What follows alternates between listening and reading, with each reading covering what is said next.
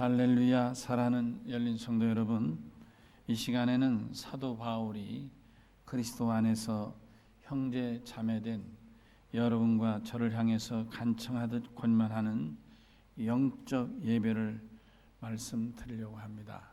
영적 예배를 드리라 그랬죠. 너희 몸을 산채물로 드리라. 이는 너희가 드릴 영적 예배니라 그랬는데, 오늘 바울이 영적 예배를 말하고 있어요. 근데 이 본문 1절 2절에서 말씀에서 사도 바울은 하나님이 받으실 예배, 그리고 하나님이 감동되셔서 기쁘게 받으실 만한 예배를 영적 예배라고 말하면서, 그러면 우리 성도들이 어떻게 영적 예배를 드릴 수 있겠는가에 대해서 설명하고 있습니다. 물론 형식은 로마 교회 형제들에게 보내는 사도 바울의 편지입니다마는, 이 말씀은 역사 속에서도 시간 속에서도 변함없이 하나님께 예배드리는 오늘 우리에게 그대로 적용되는 교훈으로서 하나님을 기쁘시게 드리는 영적 예배의 안내, 혹은 영적 예배의 가이드, 지침서, 이렇게 이해할 수 있겠습니다. 바울은 간절하게 로마 형제들을 권하면서 자기의 사도적인 권위로서만이 아니라 하나님의 자비하심을 내세우고 있는 것은 그만큼 하나님을 기쁘시게 할 영적 예배를 드린 것이 매우 중요함을 의미하고 있는 것입니다. 한편 예배를 드리는 성도들은 언제나 예배의 기준이 하나님이 기뻐 받으시는 예배를 드려야 하겠다는 그의 간절함에 있다고 보겠습니다. 이것은 그리스도인들에게 하나님이 받으실 영적 예배가 얼마나 중요한가를 웅변해 주고 있는 것입니다. 바울은 예배는 단순하게 신자가 주일의 예배를 드린 것으로 진정한 예배가 되는 것이 아님을 전제하고 있습니다. 그것은 너무나도 당연한데, 예배는 우리 자신의 마음을 스스로 만족시키기 위한 하나님의 이름을 부르는 행위가 아니라, 예배는 전적으로 하나님을 기쁘시게 해드리는 내 예배의 본질적인 목적이 있음을 깨우치고 있는 것입니다.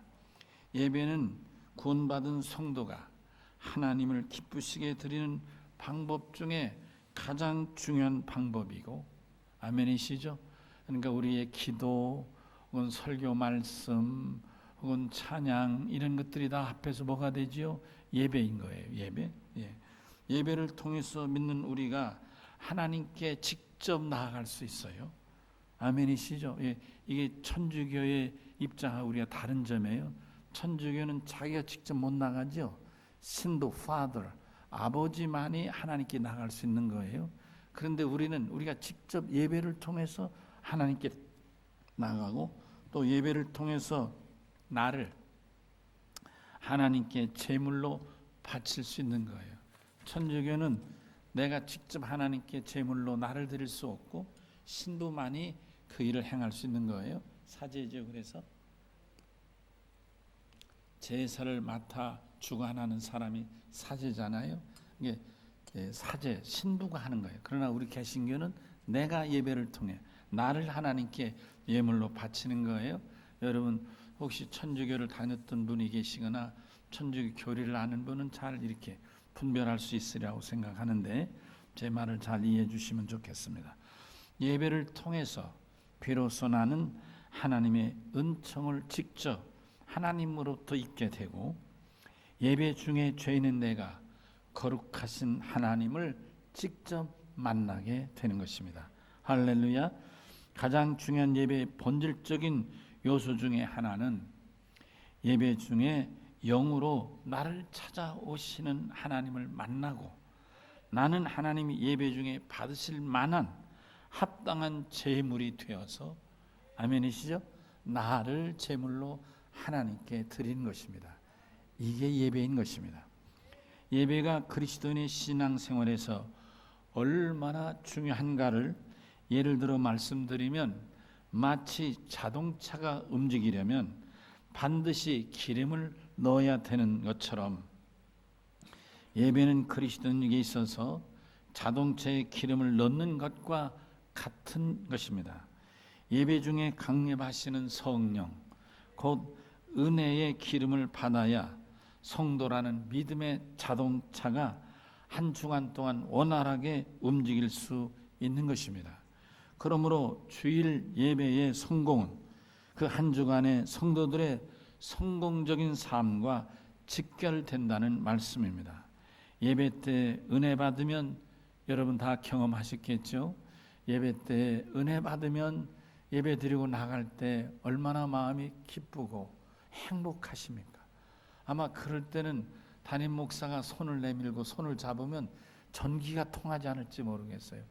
아우, 목사님 손이 이렇게 은혜로울까? 근데 만약 은혜를 받지 못하고 혹시 잡념해서 아이고 큰일 났다, 저거 가스불 저거 불날 텐데, 아이 그 못된 인간 왜 나를 이렇게 괴롭혔어? 다음에 만나면 욕을 퍼줘야지. 그놈의 새끼 나 모르게 돈 가져갔지. 만나면 종아리를 쳐야지. 이런 생각을 가득하고 있다가 깜빡 졸았는데 예배가 끝났어요. 만약 그러고 돌아가면 몸도 마음도 한없이 무겁고 목사가 손을 내밀 때 잡기도 부담되지 않겠는가? 여러분 경험 있지 않으시겠어요? 예배의 성공 이렇게 중요합니다, 여러분. 자, 그러면 이제부터 본문을 통해서 바울이 권면하는 영적 예배를 좀 더 구체적으로 살펴보겠습니다. 영적 예배를 오늘 바울이 말한 이 말씀을 가지고 살펴보려고 합니다. 여기 1절에 너희를 권하느니 너희 몸을 하나님이 기뻐하시는 거룩한 산 제물로 드리라. 이 수식어를 빼면 너희 몸을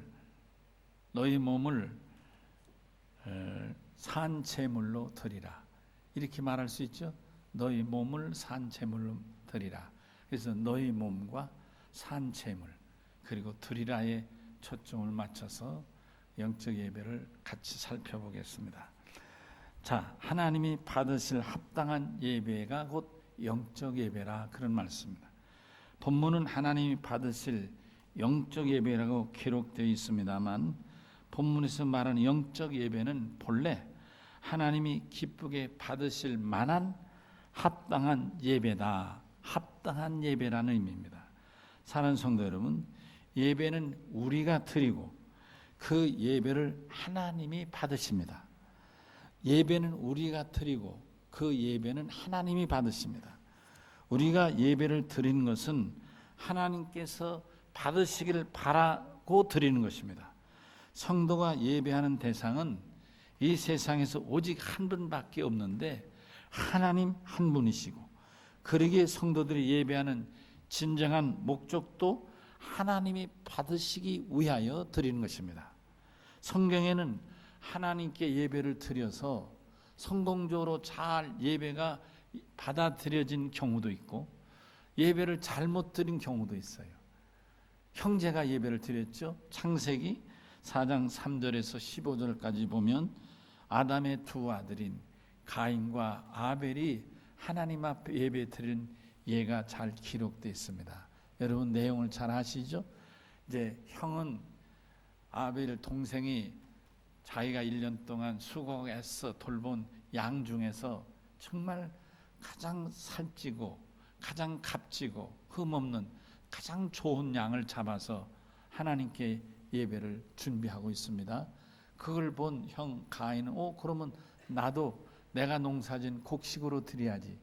그래서 곡식 걷어들인 그 곡식 중에 아무 푹 퍼가지고 그래서 갔다가 하나님 앞에 불로, 형은 불로 곡식을 태워 바치고 동생은 불로 양을 잡아 바쳤습니다. 근데 이 행위는 같았지만 결과는 전혀 달랐습니다.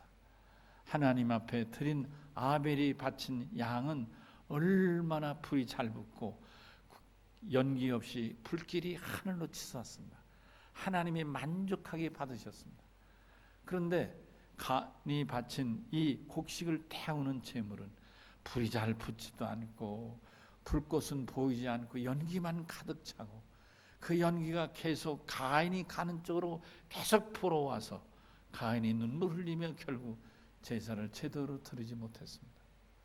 그러고 난 후 아벨은 너무 마음이 기쁘고 행복했지만 가인은 너무 마음이 무겁고 지구렁이도 있으면 들어가고 싶었습니다. 그때 가인의 마음속에 화가 치밀었습니다. 이럴 수가 없지.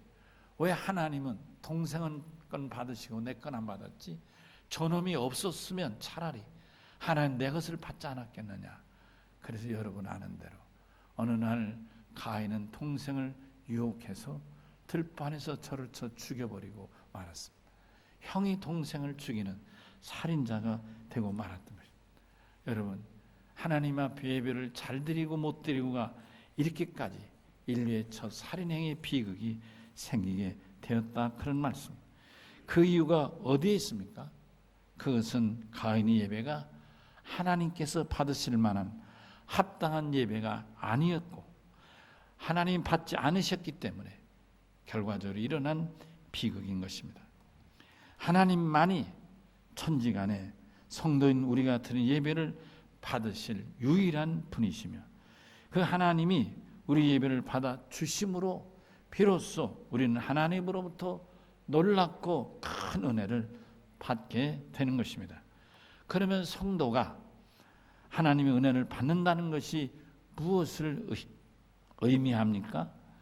그것은 곧 예배를 통해서 하나님이 우리를 제물로 받아 주셔서 하나님이 기뻐 우리를 제물로 삼아 주시고 그 제물을 받으신 후에 우리 각자의 간절한 소원을 들어 주실 뿐만 아니라 우리에게 하나는 하늘의 신령한 복과 땅의 긴 복으로 풍성케 하셔서, 아멘이시죠?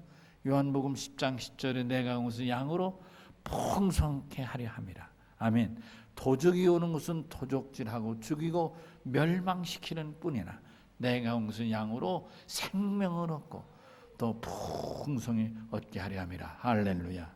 아멘. 바로 이거 생명을 주시고 풍성케 하시는 것이 하나님이 우리에게 주시는, 우리 예배를 받으시고 내리시는 하늘의 신령한 복은 생명이고 땅의 기름족은 풍성케 함인 줄로 믿습니다. 그래서 하나님 앞에 예배를 성공한다는 것은 너무너무 중요한 것입니다. 이 말을 뒤집어서 역으로 말씀드리면 우리가 드린 예배가 흠이 있고 부족하여서 하나님이 받지 않으시면 우리는 하나님으로부터 오시는 은혜를 받을 수 없게 되는 것입니다. 하나님이 우리 예배를 받지 않으신다는 것은 곧 우리 예배가 하나님께서 받으실, 당신이 원하는, 당신이 이 정도는 돼야 된다는 게 있을 거 아니겠어요? 거기에 미치지 못해서 받을 수 없는 예배였다, 그런 말입니다. 예배에 문제가 있다는 것입니다. 이는 또한 하나님과 우리 사이를 가로막는 문제, 그 문제가 있다는 의미인데 그 가로막는 것이 있어서 예배가 하나님 앞에 상달될 때 막아버리는 거예요. 상달되지 못해 어느 순간에 막아버리는 거예요. 안타까운 얘기죠. 그 막아버리니까 하나님 앞에 예배도 상달 안 되고 막으니까 하나님 대신 은혜도 받을 수 없다, 그런 말.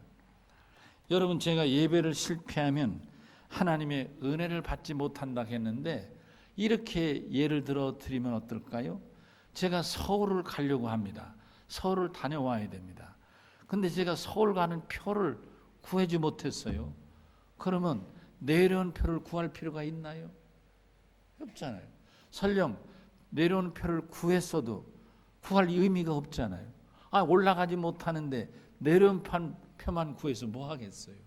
내가 올라가는 표를 구해야 내려온 표도 쓸모가 있는 거 아니겠어요? 내가 하나님께 드린 예배가 상달되어야 하나님이 예배하신 복을 내가 받을 수 있다. 이 순서는 분명한 거예요. 아멘이시죠? 예, 이 순서가 여러분 창세기 28장 20절에 보니까 10절 이하에 보니까 그런 말씀이 있죠. 이 야곱이 잠을 자고 눈을 떠서 봤더니 꿈에 사닥다리가 있는데 이 사닥다리 쭉 흘러가는데 하늘까지 닿더라. 근데 보니까 거기서 천사가 오르락 내리락 하더라. 할렐루야. 이 순서가 분명한 거예요. 내리락 오르락이 아니라 오르락 내리락 하는. 아멘이세요. 순서가 언제나 분명합니다. 우리가 하나님 앞에 예배를 드려 상단을 태워야 비로소 하나님이 예비하신 복이 나에게 임한다, 그런 말씀인 거죠. 아멘 하십시다. 어느 사람들 거꾸로 생각해요. 하나님이 은혜를 주시면 내가 알아서 다 예배도 드리고 11주도 하는데 천만에 그런 건 말이 안 되는 거예요. 그런 경우라는 건 없는 거예요. 그건 자기 욕심인 거예요. 아멘이시죠? 복은 받을 복을 제물로 드릴 때 복이 임한다, 그런 말씀인 것입니다. 다 같이 아멘 하십시다. 그러므로 예배는 예배하는 자가 자기가 만족하기 위하여 자기 위주로 예배를 하는 것이 아니라 하나님이 받으시게 합다. 아멘이시죠? 하나님이 받으실 만한 예배를 드려야 되겠다. 하나님이 받는 예배, 하나님 받지 않은 문제라고 제가 그 걸림의 문제는 어디에 있습니까? 히브리서 11장 6절에 보니까 믿음에 있다 그랬어요. 믿음이 없이는 하나님을 기쁘시게 하지 못한다. 믿음이 있어야, 그러니까 믿음이 없이 하나님께 예배를 드려서는 받지 않으신다는 거예요. 믿음이 있어서. 그럼 무슨 믿음입니까? 어떤 믿음이 있어서 예배를 드려야 하나님이 예배를 받으십니까? 히브리서 기자는 두 가지로 정확하게 말씀하시죠. 첫째는 어떤 믿음이에요? 하나님이 살아계셔서, 하나님이 살아계신 걸 믿는 거예요. 아멘이시죠? 하나님은 살아계신 분인 걸 믿는 거예요. 아멘 합시다. 예, 그래서 하나님이 살아계셔서 우리 예배를 다 시작부터 지키고 보시는 거예요. 아멘. 또 두 번째로 그 살아계신 하나님이 계신데 그 하나님이 여기 예배에 임하여 계신 거예요. 그리고 우리가 예배를 드릴 때 예배를 하나하나 다 보시고 합당하면, 아, 예배가 믿음 있고 합당해서, 아멘이시죠? 그 믿음이 어떤 믿음이냐? 하나님이 복을 주신다는 믿음입니다. 리워드, 하나님이 복을 주신다는 이 믿음이 있어서 복을 받으려고 정성을 다 예배 드리는 걸 보고, 아, 이만한 믿음, 이만한 정성이면 내가 받겠다. 아멘이시죠? 하나님이 살아계셔 여기 계시고, 또 하나님이 그 예배를, 아, 네가 정성을 쏟아 마땅히 나를 귀히 여겨 예배한다, 이렇게 인정을 하실 때 그 예배가 받아지는 것이다. 아멘이시죠? 놀랍지 않습니까? 아이고, 어떻게 하나님이 다 알아계셔요? 이 교회 천장이 다 가로막혀가지고 다 밑에 가로, 무슨 재주를 하나님이 하세요? 아니요, 하나님은 전능하신 하나님이신 거예요. 제가 오늘 이 말씀을 들으며 두 가지를 생각하게 됩니다.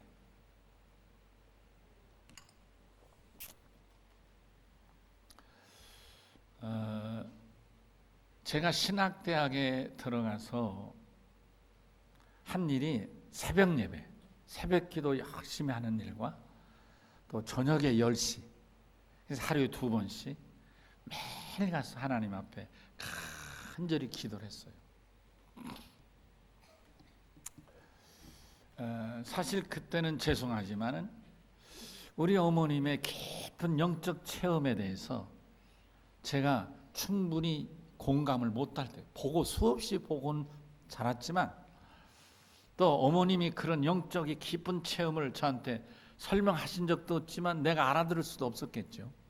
그래서 그런 회의와 갈등이 있어서 제가 책을 통해서 어떤 신학 서적을 통해서 그런 어머니의 영적 깊은 세계를 어떻게 이해하고 싶은, 그러면서도 죄송하지만 어머니의 그 신비한 체험이 좀 지나치진 않는가 하는 그런 생각도 제가 좀 하고 있을 때였던 것 같아요. 돌이켜보면 이게 1977년도 얘기입니다.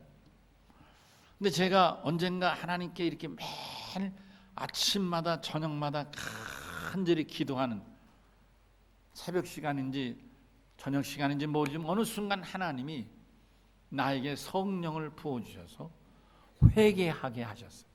그러니까 여러분, 회개라는 건 두 가지인 거예요. 하나님, 내가 부지불식간에 지은 죄 용서하시고, 누구 미워한 죄 용서하시고, 예배 빠진 죄 용서하시고, 11조 떼부은 거 용서하시고, 이렇게 내가 의식을 가지고 기도하는 회개가 있을 수 있어요. 그러나 이 기도 외에 성령이 부어주셔서 회개의 영을 부어주셔서 내 의지와 전혀 상관없이 하는 기도가 있어요. 혹시 여러분들 중에 그런 회개 경험이 있으면 제 말에 공감하실 거예요. 제가 지금 두 번째 얘기하는 거예요. 내 의지와 상관없이 회개하게 됐어요. 근데 정말 제가 놀랍고 부끄러웠던 것은 생각지도 못하고 알지도 못하고 기억조차 못하는 그런 회개 내용들이 이게 하나씩 기도하는데 너무 생생하게 나타나는 거예요. 아유 하나님 죄송합니다. 그리고 그걸 놓고 간절히 기도하면 사라져요.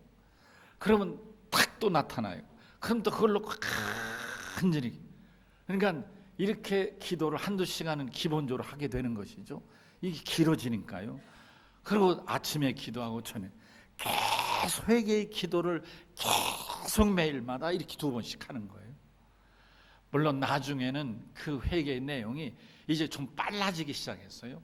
한동안은 딱 비춰주고 한참 기도하면 사라지고 또 비춰주면 한참 기도하면 사라지더니 나중에는 그 사라지는 속도가 빨라지는 거예요. 나중에는 얼마나 빨라지냐면 영화관의 스크린 돌아가도 빨라지는 거예요. 여러분 제가 그때 영화관의 스크린이 이렇게 빠르게 돌아가는구나 하는 걸 그때 제가 알았어요. 근데 나중에 제가 관심 있어서 이 영화관에 가서 보니까 사실 그렇더라고요. 예, 제가 어렸을 때 보니까 이 영화관에 가면 대한뉴스 뭐 어쩌고 그러면서 나올 때면 드르륵 하다가 탁 끊기면은 여러분 아시지? 탁 끊으면 제가 깜깜해지고 거기서 또 뭐 이렇게 이어가지고 또 돌리고 돌아가고. 그게 제가 그때 가보니까 그 필름이 이렇게 두루마리로 있어가지고 그게 그걸 컷이라 하죠. 한 칸 한 칸 그걸 컷이라는데 한 칸 한 칸이 쭉 연결되어 있는 것을 그거를 기계를 돌려서 1분에 60개 이상 1분에 컷 60개 이상이 돌아가게 하면 착시 현상으로 그게 컷으로 보이지 않고 연속 장면으로 보이는 거예요. 여러분 아시겠어요? 영화가 다 그런 거예요. 영화. 그러니까 그렇게 빨리 돌리니까 우리는 착시 현상으로 자연스럽게 연결된 동작을 보는데 제가 회개할 때 그런 경험을 했다. 또 하나 제가 최근에 뉴스를 보고 그 인터넷인가 뉴스인가 모르겠는데 여러분 잘 모르실 것 같아요. 그 카메라의 화소가 이제 그게 우리나라, 일본, 미국, 독일 이 세 나라가 카메라의 화소를 그 화소의 그 넘어설 수 없는 데드라인이랄까요? 넘어설 수 없는 선이 뭐냐면 구촌 화소라고 그럽니다. 이 과학적인 얘기니까 제가 잘 모르는 거예요. 구촌 화소. 근데 이 구촌 화소를 넘어가려고 수년 동안 우리나라, 미국, 일본, 독일이 집중한 거예요. 근데 놀라운 사실은 우리나라 삼성이 세계에서 제일 먼저 구촌 화소를 넘어선 거예요. 근데 여러분 놀랍지 않으세요? 우리 삼성에 박수 한번 쳐줍시다. 정말 귀한 거 이거 여러분. 그럼 이 구촌 화소를 넘는다는 의미는 뭐냐면 이 데드라인을 넘었으면 그 다음부터는 무제한으로 나간다. 그러니까 구촌 화소를 넘으면 1억 화소, 1억 5천 화소, 2억 화소도 넘어갈 수 있다는 거예요. 이 구촌 화소가. 그런데 다른 나라는 아직 구촌 화소를 아직 못 넘은 거예요. 삼성이 1억 8백 화소인가를 넘어섰어요. 이게 무슨 차이냐면 여러분 이런 거예요. 지금 세계에서 가장 인공위성으로 정보력이 빠른 나라가 일본이고 미국이지 않습니까? 그래서 그 인공위성이 북한을 샅샅이 보고 있잖아요. 우리가 지금 그 사람들 도움을 받고 있잖아요. 그러면 그 구촌 화소라는 게 뭐냐면 구촌 화소 밑에 있는 화소는 게 뭐냐면 지상에 있는 물건에 30cm까지만 보는 거예요.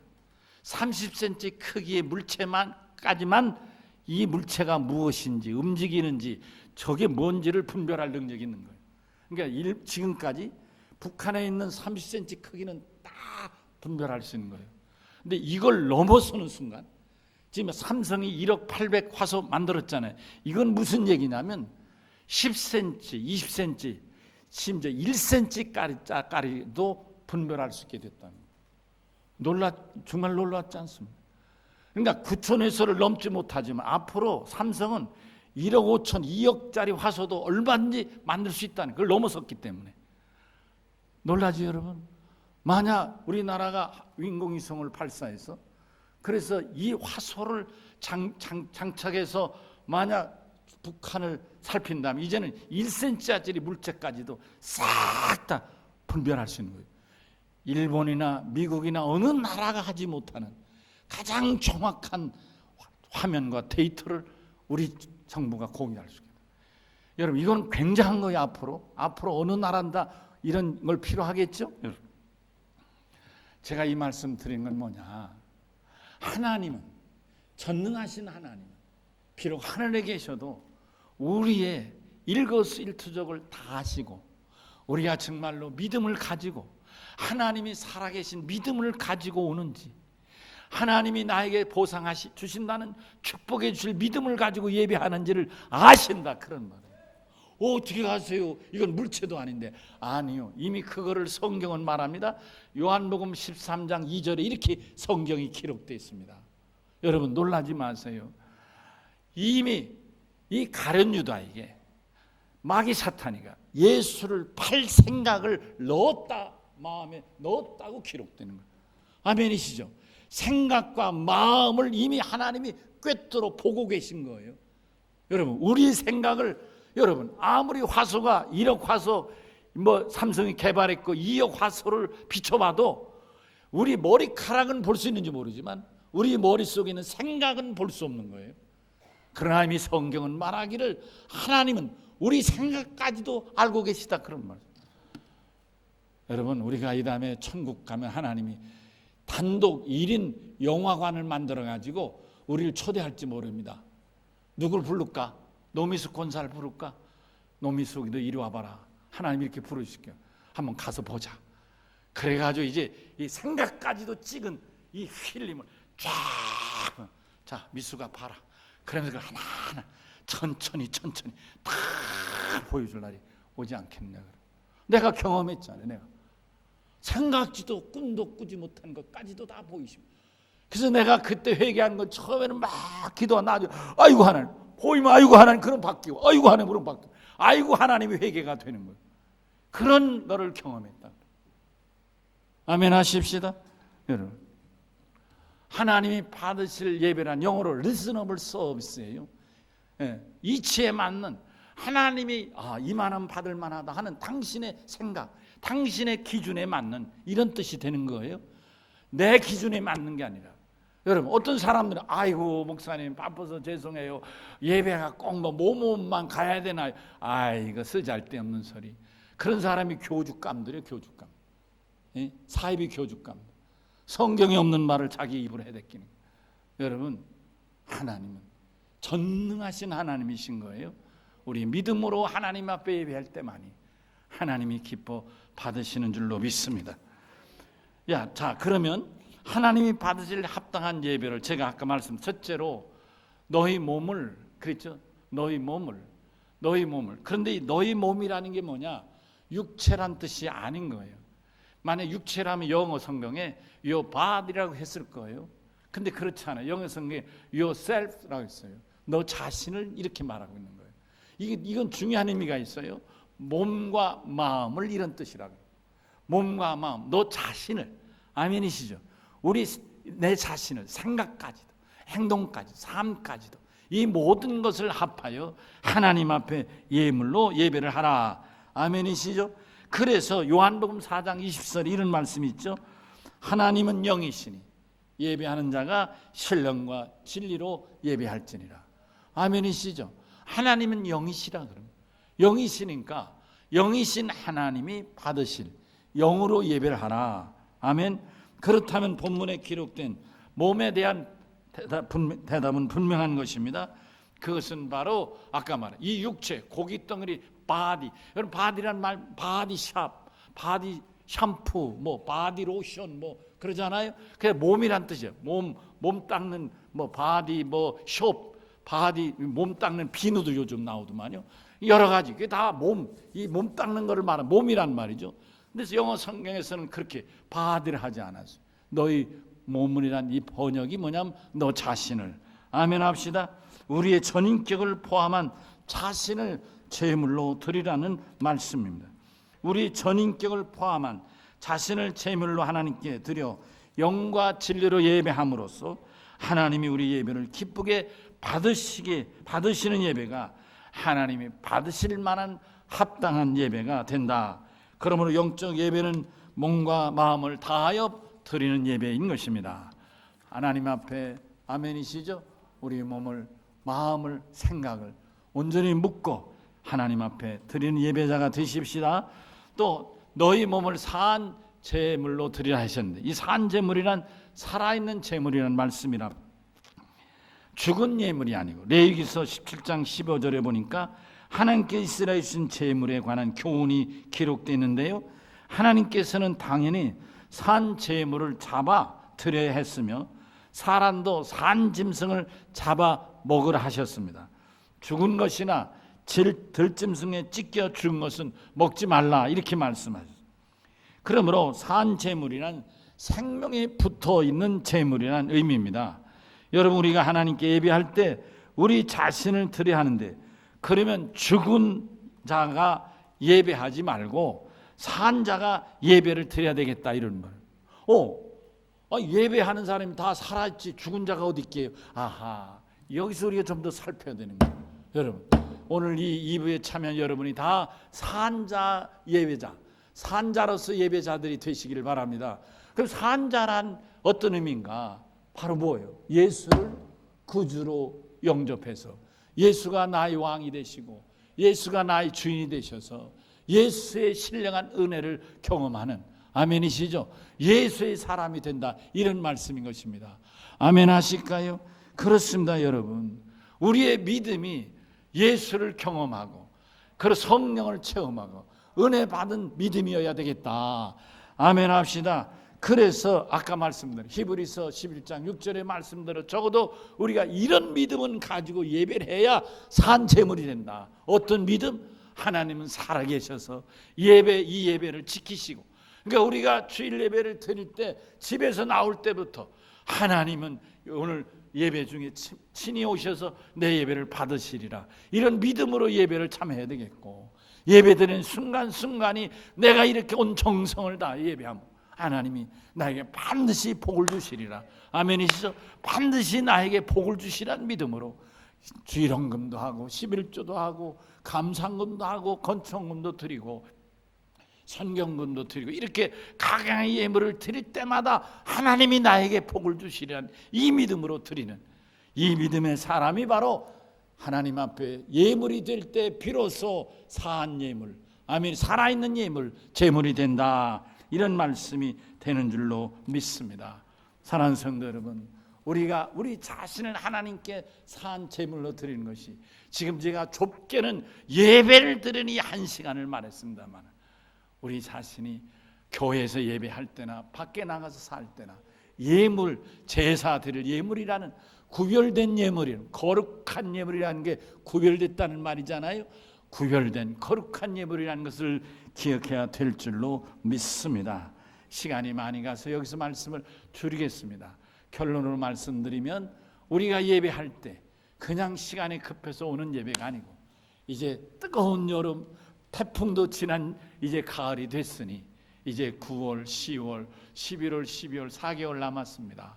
예배할 때마다, 예배 시간마다 하나님이 살아계셔서 나를 지켜보시고, 참으로 이제 1억 800의 화소를 뛰어넘어 내 생각까지도 다 들여다보시는 전능하신 하나님 앞에 살아계신 그 하나님이 내 예배를 받으시고 내 이 정성된 제물과 예물을 함께 받으셔서 나에게 100배도 1000배도 복을 주시리라는 이 믿음으로 예배함으로, 예배마다 하나님 앞에 성공하는, 예배마다 아멘 합시다, 은혜 받고 성령 받는 산 예배자들, 산 제물이 되시기를 주의 이름으로 간절히 축원합니다. 축원합니다. 축원합니다. 우리 다 같이 오른손을 들고 주여 그렇습니다, 산 제물로 하나님이 받아 주시옵소서, 이런 마음을 담아 주여 한번 외칩니다. 주여 찬송.